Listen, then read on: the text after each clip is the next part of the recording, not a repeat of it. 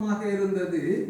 அதைத்தான் இங்கே நமக்கு பவுலும் அதைத்தான் நமக்கு அங்கே ஆணித்தரமாய் சொல்லுகிறது. எல்லாரும் ரட்சிக்கப்பட வேண்டும் என்று நானும் விருப்பம் உள்ளவனாய் இருக்கிறேன். என்னுடைய விருப்பமும் அதுதான். ஆனால் அதுல ஒரு பிரச்சனை இருக்கிறது.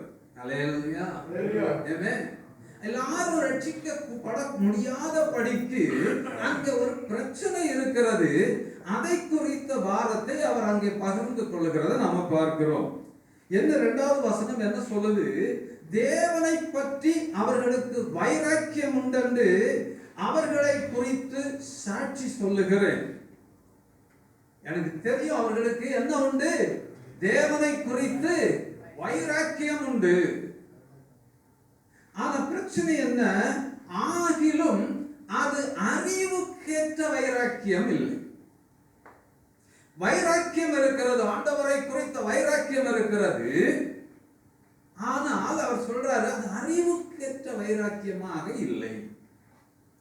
அப்ப வைராக்கியம் மாத்திரம் இருந்தால் போதாது, அது அறிவுக்கேற்ற வைராக்கியமாகவும் இருக்க வேண்டும். அந்த வைராக்கியம் சரியானதாகவும் இருக்க வேண்டும். எல்லாருக்கும் ஆண்டவரை குறித்த ஒரு வைராக்கியம் உண்டு. பக்தி இல்லாமல் யாரும் இல்லை. எல்லாருக்கும் ஆண்டவரை குறித்து பயமும் உண்டு, பக்தியும் உண்டு, எல்லாம் இருக்குது. அறிவுக்கேற்றதா இருக்கிறதா இல்ல வெறும் வைராக்கியமா இருக்கிறதா?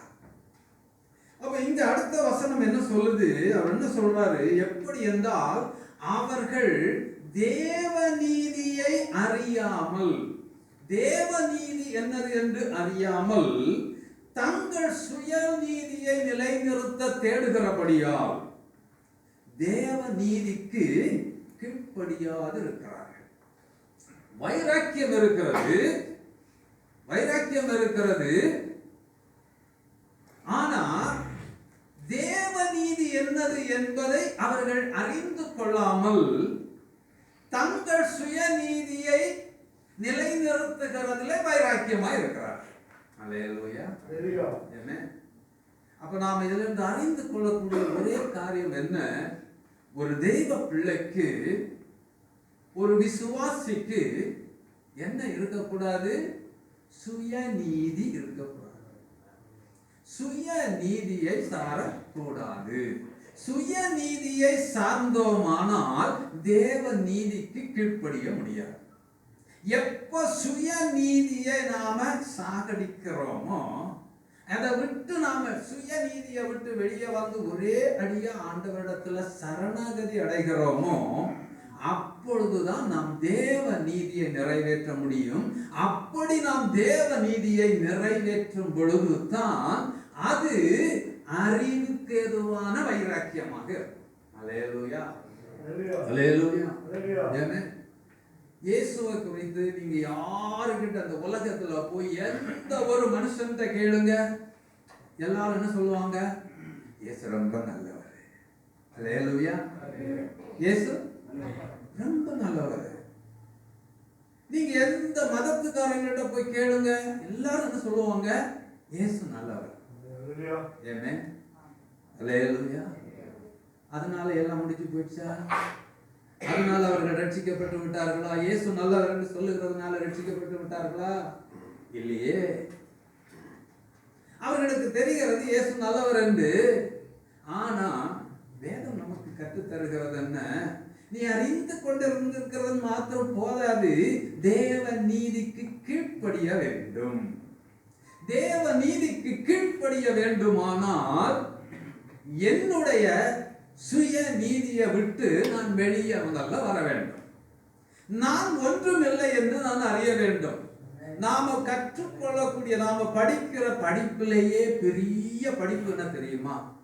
நமக்கு ஒன்றும் தெரியாதுன்னு படிக்கிறது. அல்லேலூயா. இதை விட பெரிய படிப்பு இந்த உலகத்துல எதுவும் கிடையாதுங்க.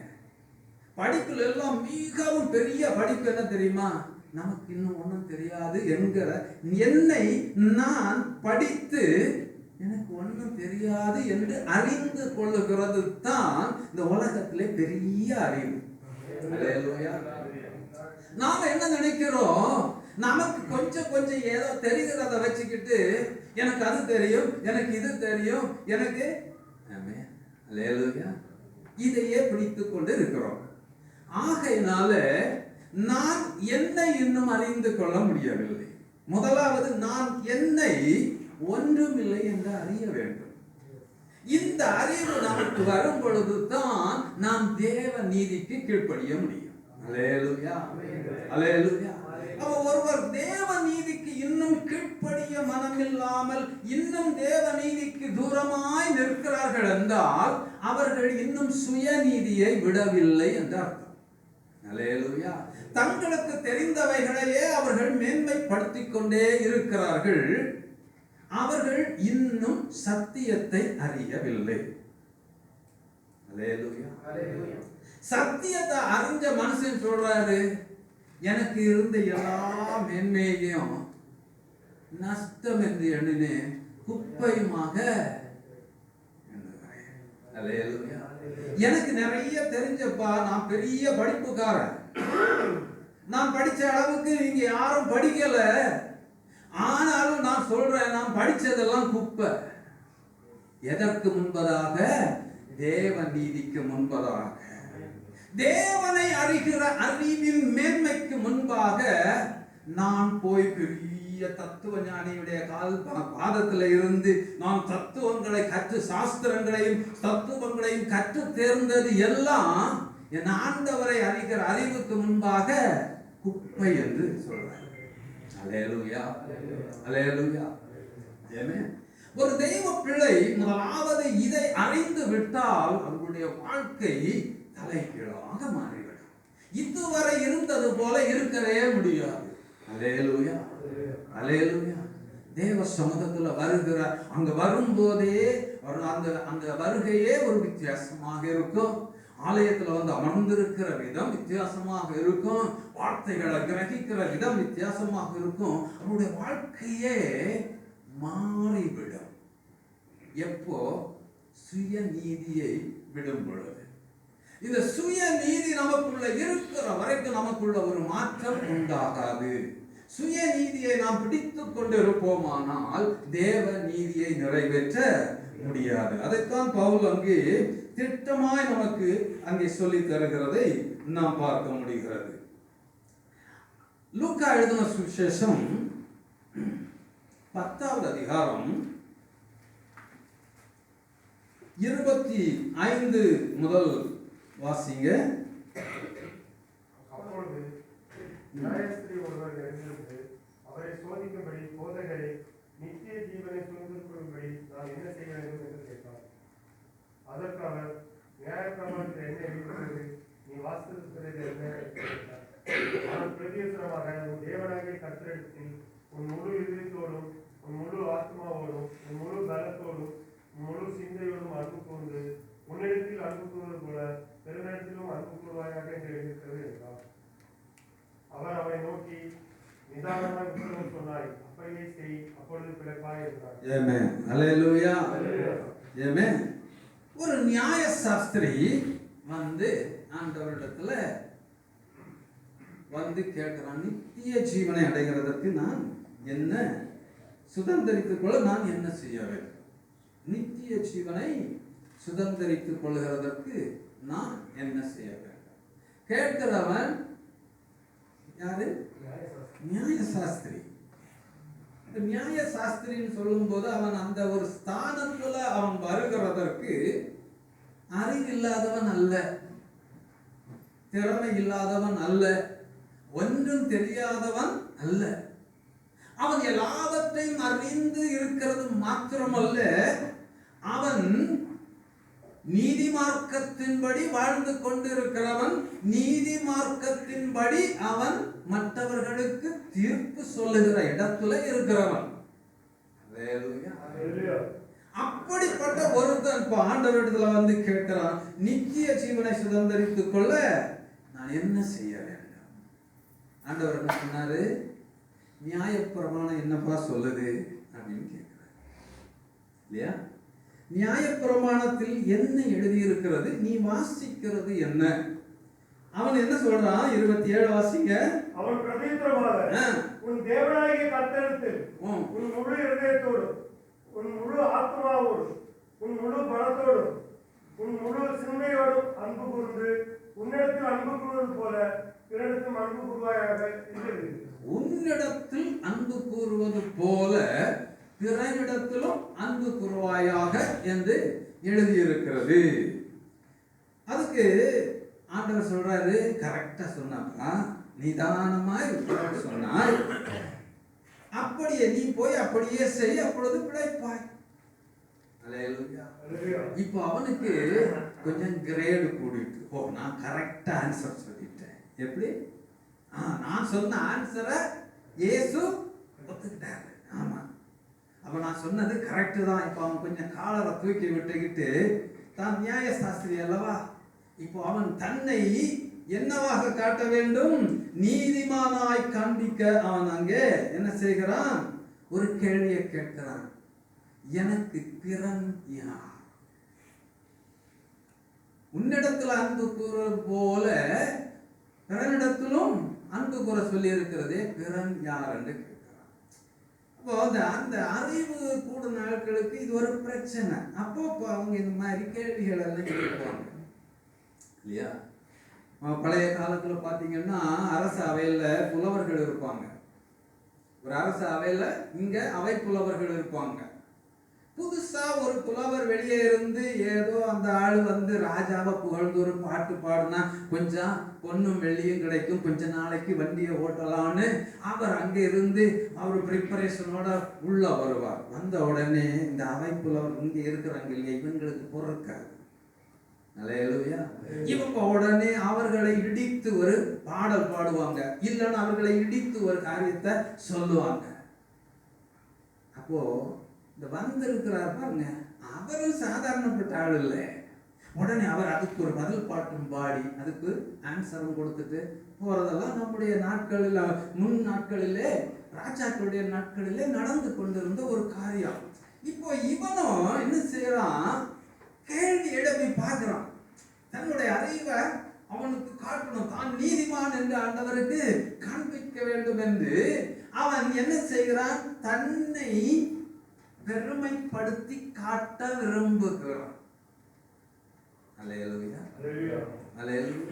அவன் அறிவு இல்லாதவன் இல்லை, அவன் இல்லாததை ஒன்னும் சொல்லல. அவனுக்கு அறிவு இருக்கிறது, அவன் கற்றவன் தான், கற்று தேர்ந்தவன் தான், ஒரு நியாய சாஸ்திரி என்ற இடத்துல இருக்கிறவன். அவன் சாதாரண மனுஷன் அல்ல. ஆனா என்ன செய்கிறான்? தன்னுடைய அறிவை ஆண்டவருக்கு காண்பித்து விட வேண்டும் என்று முயற்சி செய்கிறான். இன்னைக்கு நிறைய பேர் இப்படித்தான், என்னுடைய திறமை ஆண்டவர் இடத்துல காட்டிவிட வேண்டும், எனக்கு இருக்கிற கிருபைகளை நான் காட்டிவிட வேண்டும். ஏமே இதெல்லாம் முதலாவது தவறு. நம்மிடத்துல என்ன இருக்கிறது? நம்மளே என்ன இருக்கிறது? ஒன்றும் கிடையாது. இது வெறுமையான, இப்பதான் பாடணும் இல்லையா, வெறுமையான பாத்திரம் நான் விரும்புவார் இல்லையே இல்லையா?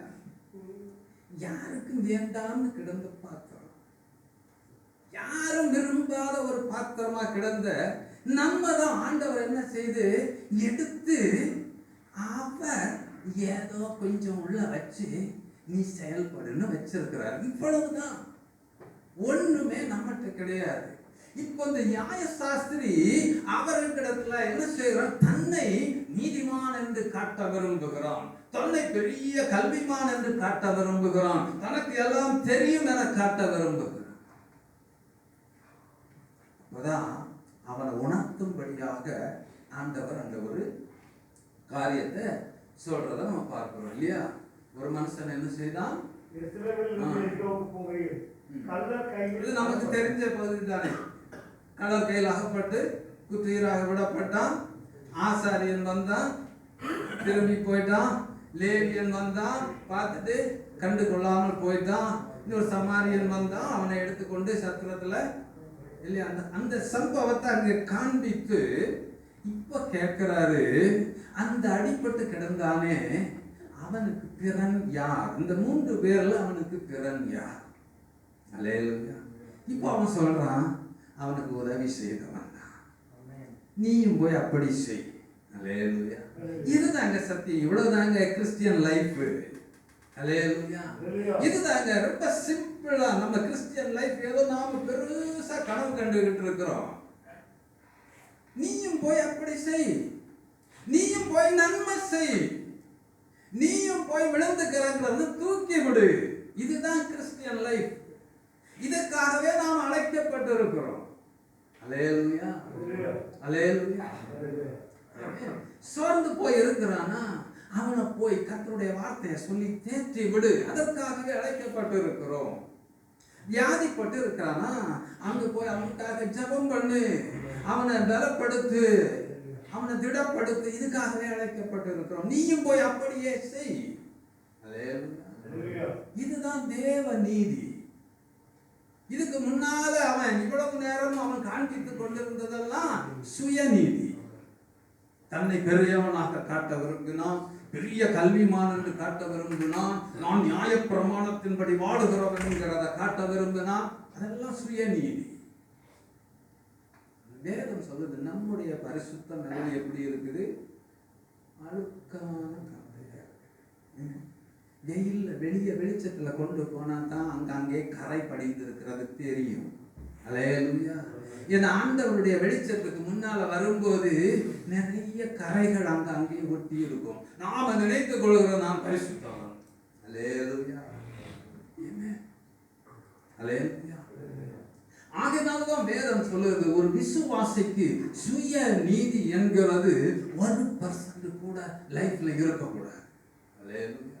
முழுவதும் சுய நீதி என்ற ஒரு காரியமே நம்முடைய அகராதியில் இல்லாமல் நாம் அதை மாற்றினால்தான் நாம் தேவ சித்தம் செய்கிறவர்களாய் மாற முடியும், தேவனுடைய பிள்ளைகளாய் நாம் மாற முடியும். அல்லேலூயா, அல்லேலூயா.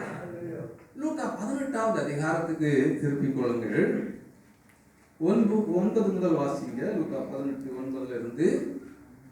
அன்றியும் தங்கள் நீதிமான்கள் என்று நம்பி மற்றவர்களை அற்பமாய் எண்ணி என்னிலே சிலரை பிடித்து அவர் ஒரு உவமையை சொன்னார். 2 மனுஷர் ஜெபம் பண்ணும்படி தேவாலயத்துக்கு போனார்கள். ஒருவர் பரிசேயர், மற்றவர் ஆயக்காரர். பரிசேயர் நின்று, தேவனே, நான் பரிகாரர், அநியாயக்காரர், விபச்சாரக்காரர் ஆகிய மற்ற மனுஷரை போலவும் இந்த ஆயக்காரரை போலவும் ஏதாவது நாள் உண்மை ஸ்தோத்தரிக்கிறேன். வாரத்தில் 2 தரம் உபவாசிக்கிறேன். என் சம்பத்தியத்தை எல்லாம் தசமபாகம் செலுத்தி வருகிறேன் என்று தனக்குள்ளே ஜெபம் பண்ணினான். ஆயக்காரன் தூரத்தில் நின்று தன் கண்களையும் வானத்துக்கு ஏறெடுக்க துணியாமல் தன் மார்பிலை அடித்துக்கொண்டு, தேவனை, பாவியாயே என்மேல் கிருபையாயிரும் என்றான். அவன் அல்ல, இவனே நீதிமானாக்கப்பட்டவனாய் தன் வீட்டுக்கு திரும்பி போனான் என்று உங்களுக்கு சொல்லுகிறேன். இப்போ தங்களை நீதிமான்கள் என்று நம்பி மற்றவர்களை அற்பமாய் எண்ணுகிற சிலருக்கு இந்த ஒரு பிரச்சனை இல்லாத இடமே கிடையாதுங்க.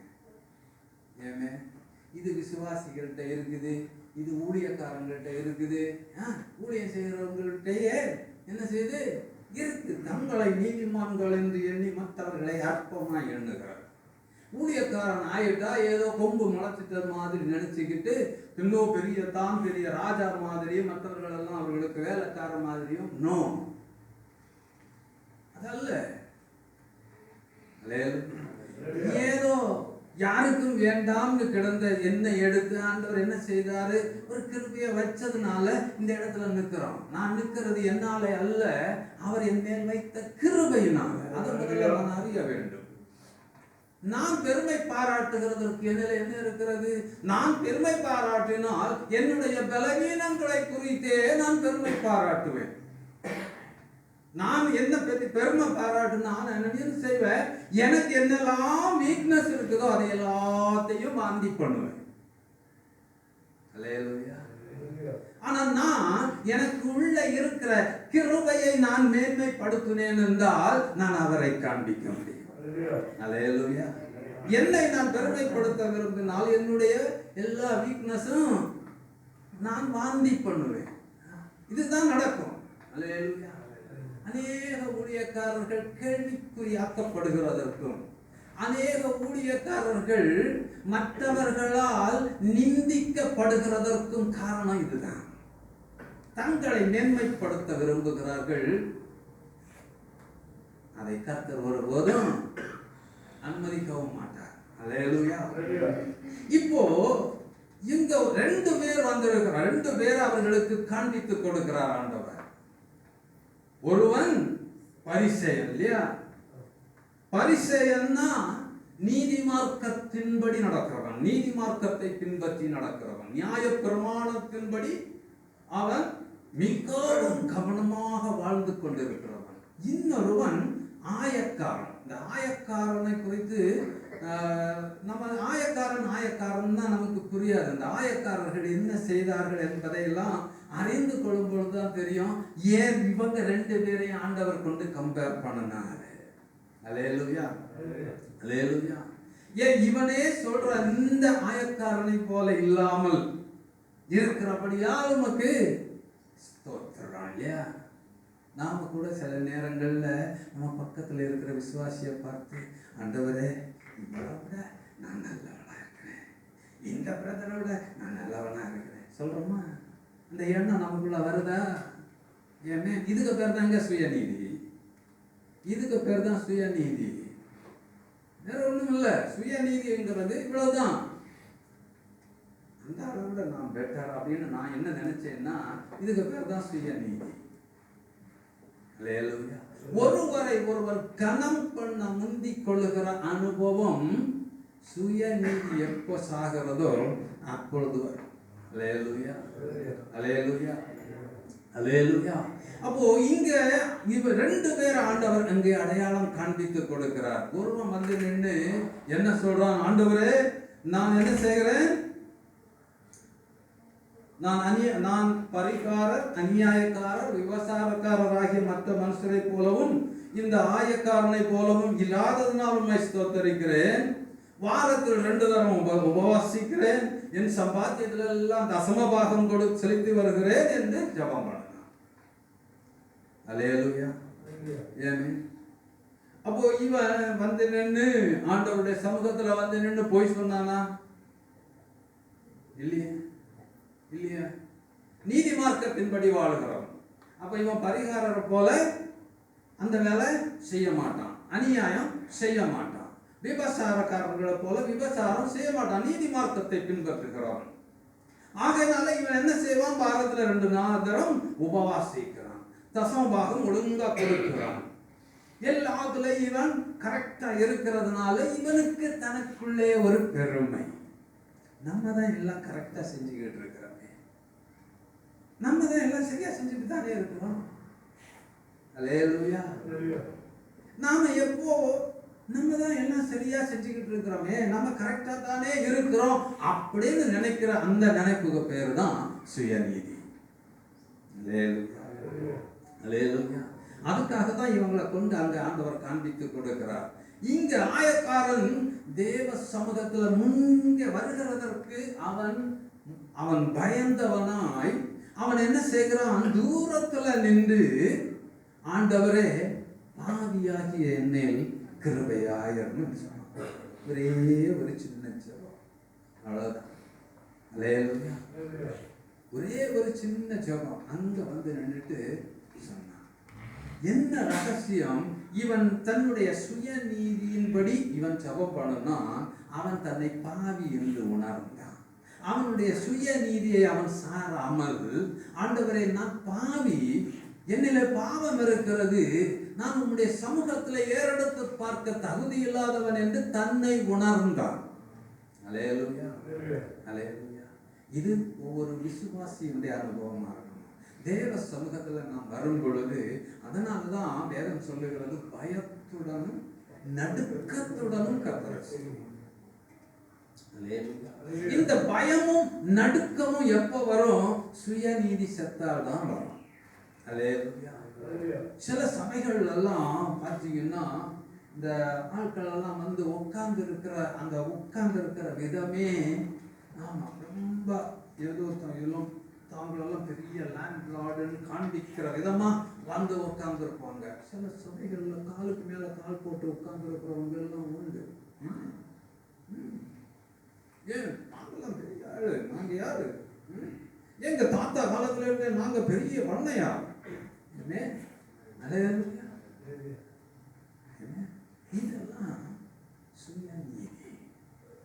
சுயநீதி. தேவ சமூகத்துல வரும் பொழுது நான் ஒன்றுமில்லை ஆண்டவரே, ஏதாவது செய்யப்பா எனக்கு. அல்லேலூயா, அல்லேலூயா. என்னுடைய நீதி ஒன்றும் இல்லப்பா, என்னை வழி நடத்துங்க ஆண்டவரே. என்னில ஒன்றும் இல்லப்பா, என்னை கரத்தை பிடிச்சி நடத்தி செல்லுங்க ஆண்டவரே அப்படின்னு கேட்கிறோம் பாருங்க. அந்த ஜெபத்தை தான் கர்த்தர், அதைத்தான் அந்த ஆயக்காரன் செய்யறான். ஆண்டவரே, பாவியாகிய என் மேல் கிருபையாயிரும். இவன் செய்த எல்லாவற்ற விடையும் அவனுடைய அந்த தன்னை ஒப்பு கொடுத்த, தன்னை பாவி என்று உணர்ந்த அந்த அனுபவம் ஆண்டவரை என்ன செய்துட்டு இங்க இருந்து அங்க போக வச்சுட்டு. அல்லேலூயா. அடுத்த வசனம் என்ன சொல்லுது?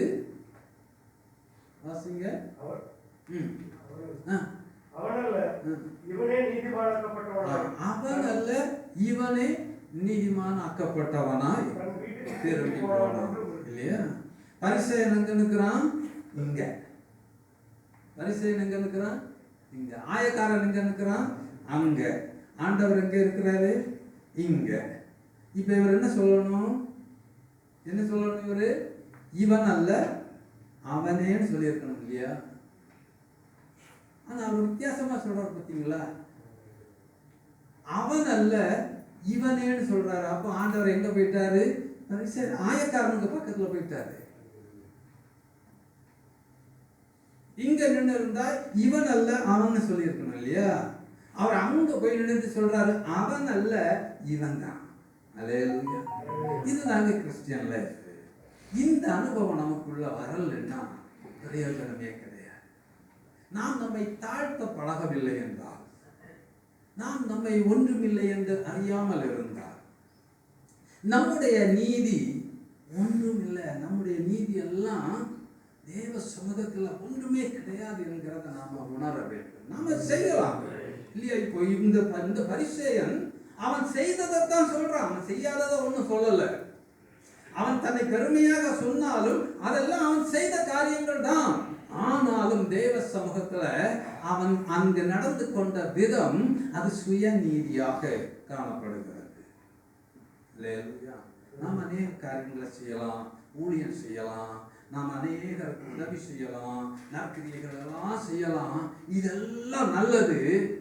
ஆனா இது எல்லாத்துக்கும் முன்னால நாம் ஒன்றுமில்லை என்று அறிய வேண்டும். இந்த அறிவு நமக்குள்ள வந்துச்சுன்னா நாம செய்கிறதெல்லாம் அவராலே செய்கிறோம், அவர் அல்லாமல் ஒன்றும் இல்லை என்ற ஒரு நிலையை நாம் அடைகிறதற்கு பேருதான், அதுக்கு பேருதான் தேவ நீதியிலே வருகிறது. அல்லேலூயா. தேவ நீதியை சார்கிறது. நம்முடைய சுய நீதியை முழுவதுமாக நாம் ஒழித்து விட்டு தேவ நீதியிலே சார்கிறது. பிலிப்பியர் 3வது அதிகாரத்துல வாசிங்க 4வது வசனத்திலிருந்து.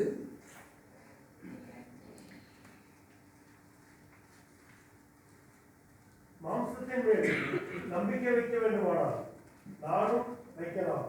வேறொருவன் மாம்சத்தின் மேல் நம்பிக்கையாய் இருக்க நினைத்தால் நான் அதிகமாய் அப்படி செய்யலாம்.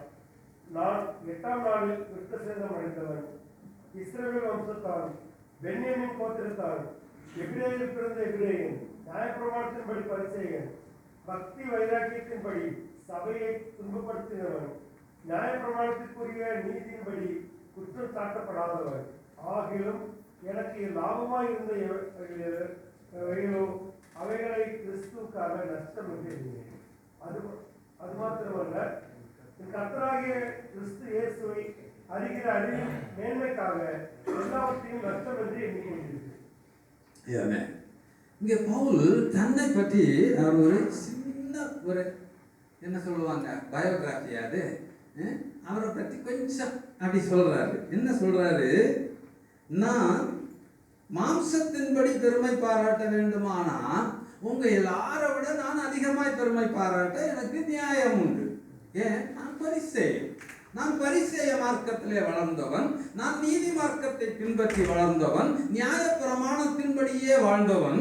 ஆகவே மாம்சத்தின்படி பெருமை பாராட்ட வேண்டுமான அவங்க எல்லாரும் விட நான் அதிகமாய் பெருமை பாராட்டலாம். ஆனா நான் அப்படி செய்கிறதில்லை. என்ன சொல்றாரு?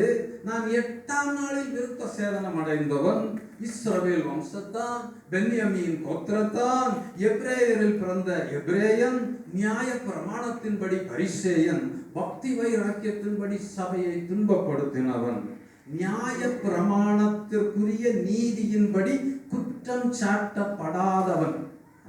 அதுதான் ரொம்ப முக்கியம். நியாய பிரமாணத்திற்குரிய நீதியின்படி குற்றம் சாட்டப்படாதவன். அவ்வளவு ஈஸியான காரியம் இல்லை. நியாய பிரமாணத்துல ஒன்றை நாம் மீறினாலும் அது பாவம் தான். நியாய பிரமாணத்துல எல்லாத்தையும் செய்துட்டு ஒண்ணு தப்பு பண்ணிட்டோம்னாலும், ஒரு தப்பு செஞ்சிட்டாலும் நியாய பிரமாணத்தின்படி பாவிதான். ஆனா பவுல் சொல்றாரு, நியாய பிரமாணத்திற்குரிய நீதியின்படி நான் குற்றம் சாட்டப்படாதவன். அப்போ அவருடைய லைஃப் அவர் எவ்வளவு பெர்ஃபெக்ட்டா வச்சிருந்தால் இந்த சாட்சியை அவர் சொல்ல முடியும் இல்லையா? நீதி மார்க்கத்துல அவர் தன்னுடைய நீதி மார்க்கத்துல அவர் அவ்வளவு வைராக்கியமா இருந்ததுனால அவர் சொல்றாரு, நீதி நியாய பிரமாணத்திற்குரிய நீதியின்படி என்னை குற்றம் சாட்ட முடியாது, என்னிலே தவறு இல்லாதவன் என்று சொல்லக்கூடிய அளவுக்கு தன்னை ஒரு சரியான வாழ்க்கையில வாழ்ந்து கொண்டிருந்த அந்த பவுல் சொல்றாரு, இவையெல்லாம் கிறிஸ்துவுக்காக நஷ்டம் என்று எண்ணினேன்.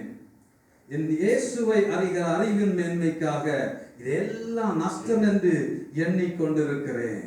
அல்லேலூயா, அல்லேலூயா, அல்லேலூயா. நான் என்ன செய்கிறேன்? கிறிஸ்துவை ஆதாயப்படுத்திக் கொள்ளும்படி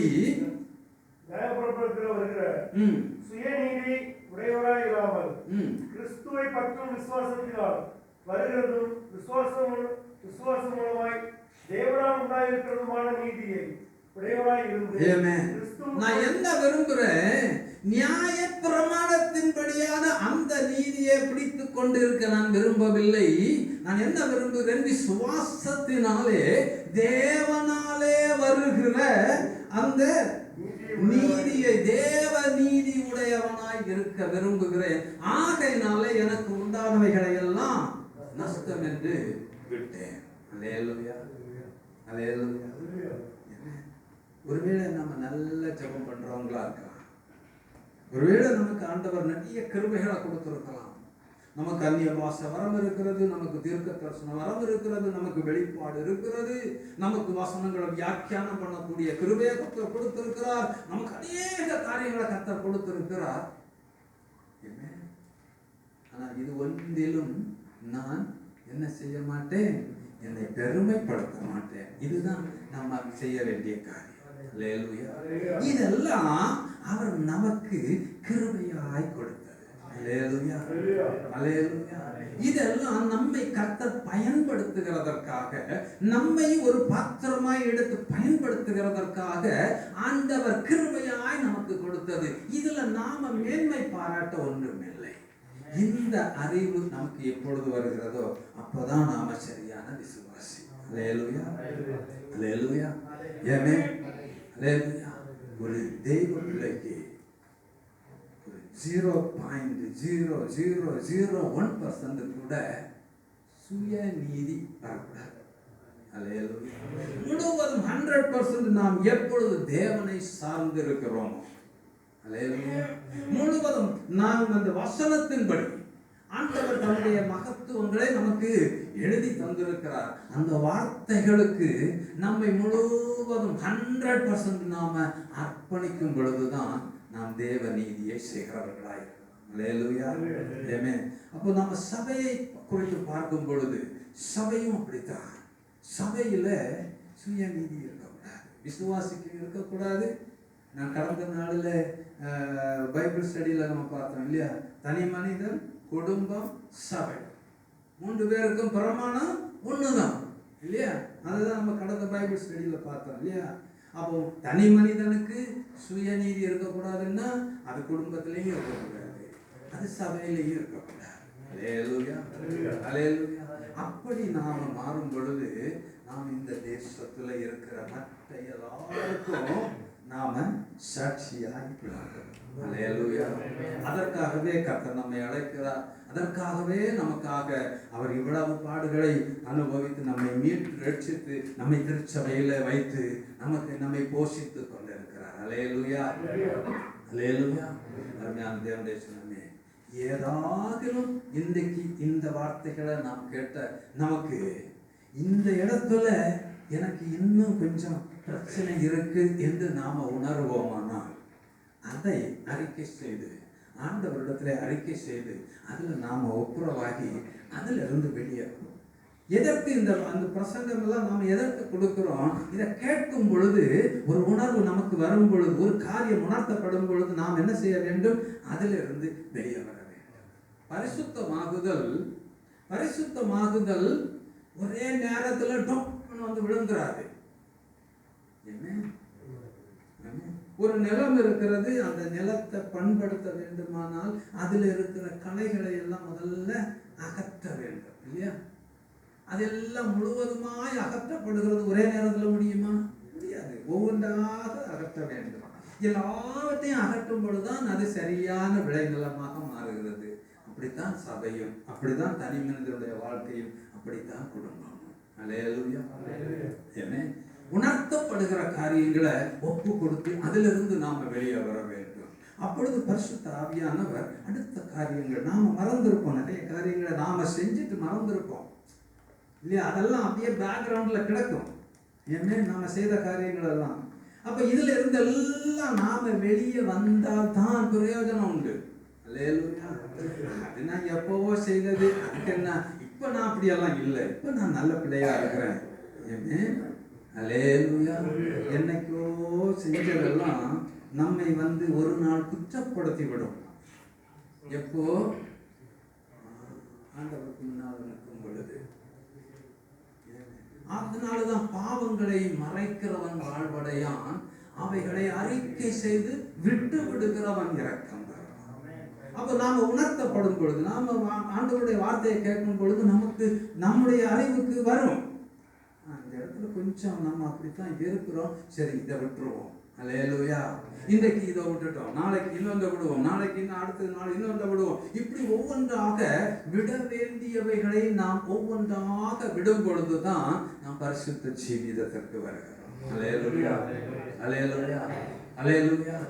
ஆகவே அன்றைக்கு கேட்ட வார்த்தையின்படி நாம் நம்மை சிந்தித்து பார்த்து நம்மிலே ஏதாகிலும் குறைவுகள் இருந்தால் அதை நாம் சரி செய்ய நாம் முயற்சி எடுப்போம். அவைகளை விட்டு நாம் வெளியே வந்து, ஆண்டவரே இனி அந்த காரியங்கள் என்னிலே வராதபடிக்கு, இனி நான் என் சுய நீதியிலே நான் ஒன்றையும் செய்யாதபடிக்கு, நான் இவ்வளவு நாள் இது சரி என்று நினைத்து கொண்டிருந்தேன், அதை தவறு என்று உணர்கிறேன், ஆகையினாலே அதை நான் விட்டு விடுகிறேன் என்று அப்படி ஒவ்வொன்றாக நாம விட்டு வெளியே வரும் பொழுதுதான் அல்லேலூயா நாம் ஒரு பரிசுத்த ஜீவிதத்துல நாம் நிலைத்திருக்க முடியும். ஆமென். ஆமென். அல்லேலூயா.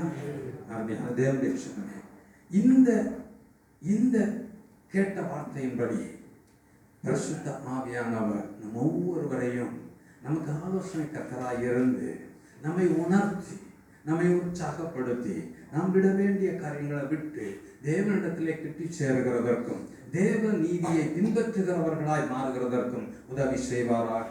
நாம் ஜெபம் செய்வோம்.